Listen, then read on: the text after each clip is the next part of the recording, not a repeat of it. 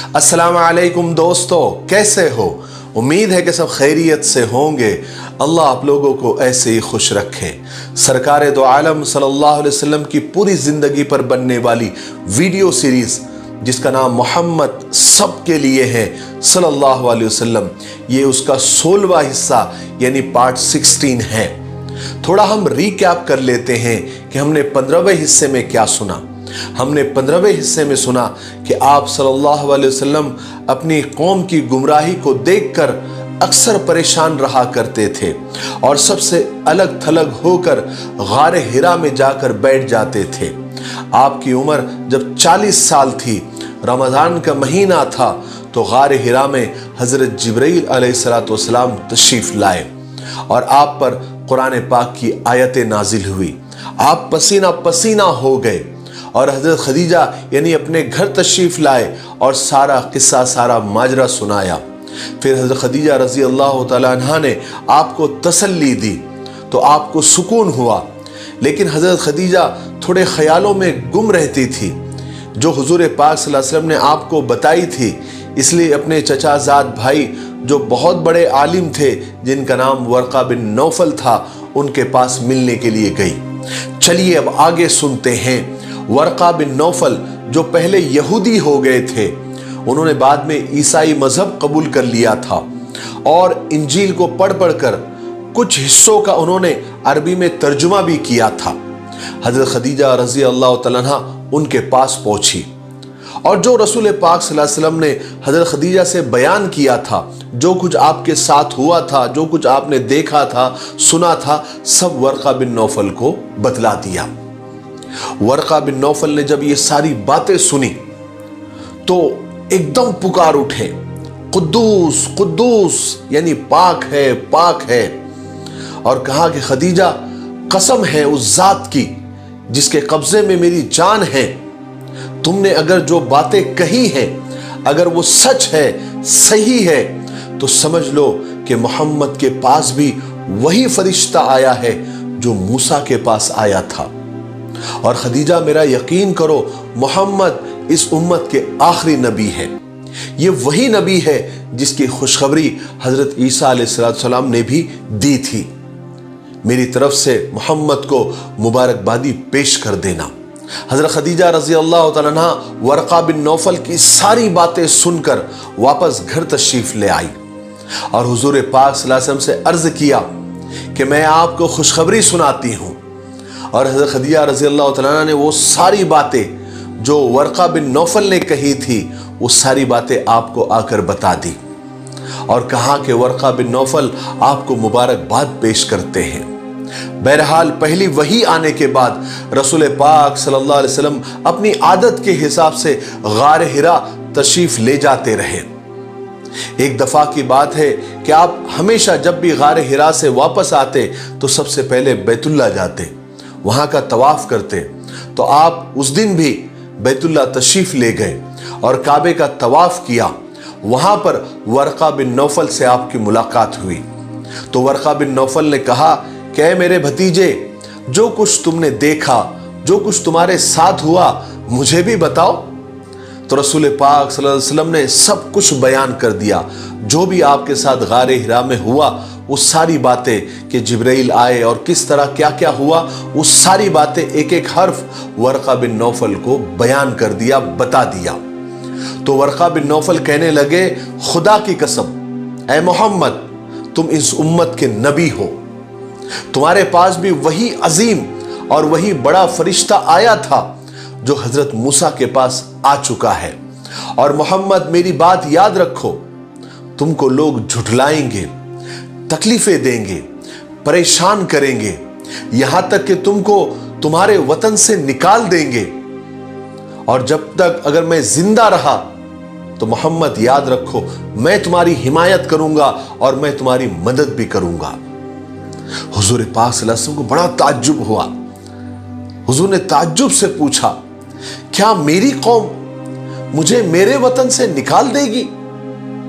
ورقہ بن نوفل نے کہا کہ ہاں اے محمد، آج تک جتنے بھی نبی گزرے ہیں لوگوں نے ان کی مخالفت کی ہے، ان کا اپوز کیا ہے، اور پھر اس کے بعد ورقہ بن نوفل نے جاتے جاتے حضور پاک صلی اللہ علیہ وسلم کی طرف جھک کر آپ کے سر مبارک کو بوسہ دیا اور گھر چلے گئے۔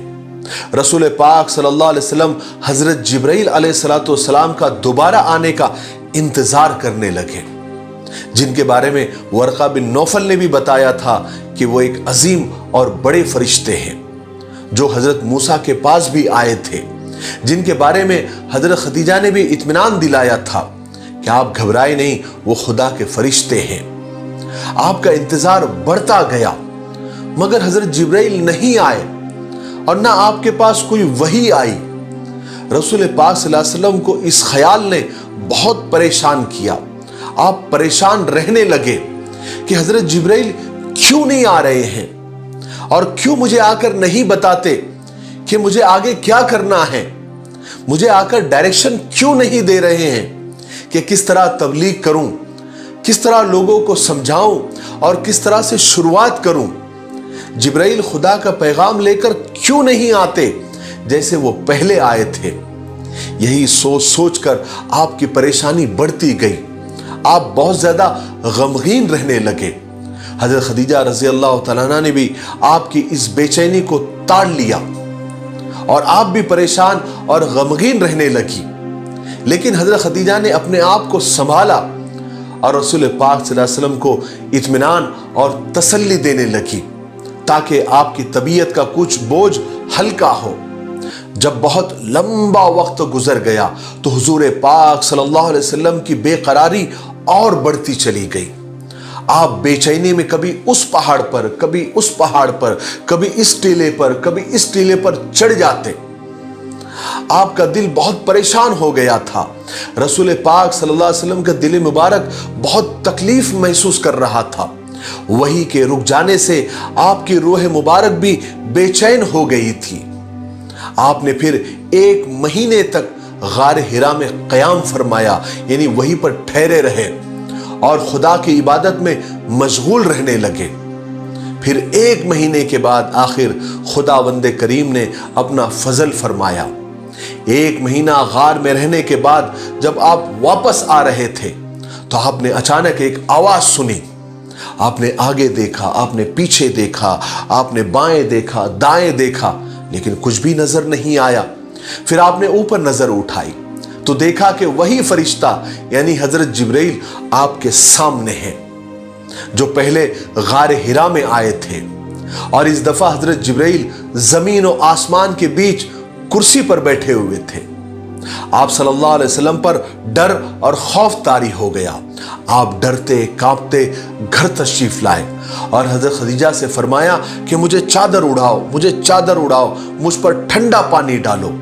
اس وقت آپ پر یہ آیت نازل ہوئی تھی، یا ایھا المدثر قم فانذر وربک فکبر وثیابک فطہر والرجز فہجر ولا تمنن تستکثر وَلِرَبِّكَ فَاصْبِرْ، جس کا ترجمہ ہے کہ اے کپڑے کے اوڑھنے والے اٹھو، یعنی اپنی جگہ سے اٹھو اور خدا کے دشمنوں کو ڈراؤ اور اپنے رب کی بڑائی بیان کرو اور اپنے کپڑوں کو پاک رکھو اور بتوں سے الگ رہو جس طرح سے آپ اب تک الگ رہے ہو۔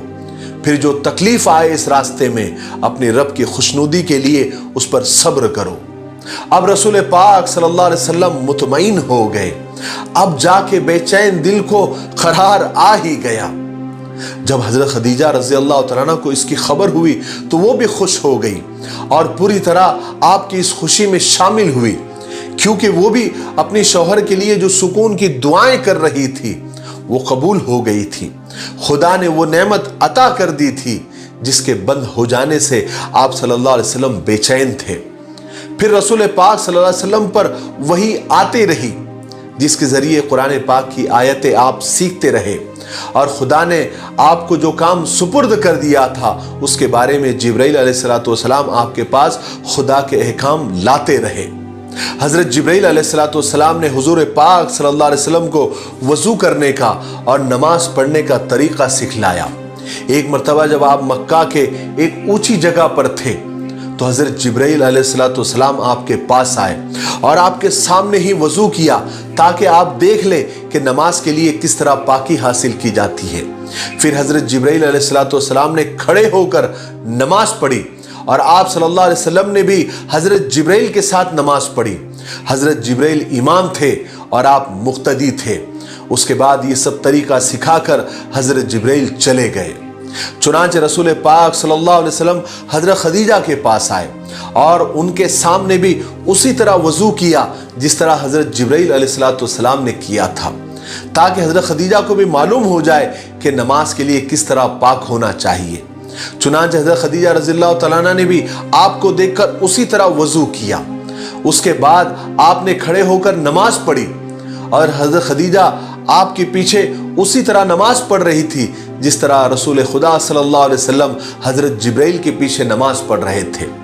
حضرت علی رضی اللہ تعالیٰ عنہ چونکہ حضور کے پاس ہی رہ رہے تھے، آپ کی تربیت آپ کے پرورش میں تھے، انہوں نے جب حضور کو اور حضرت خدیجہ کو نماز پڑھتے دیکھا، کبھی رکوع کرتے دیکھا تو کبھی سجدہ کرتے دیکھا، اور قرآن پاک کی آیتیں پڑھتے ہوئے سنا، چونکہ وہ آیتیں سچائی کا راستہ دکھاتی تھی اور برائیوں سے روکتی تھی۔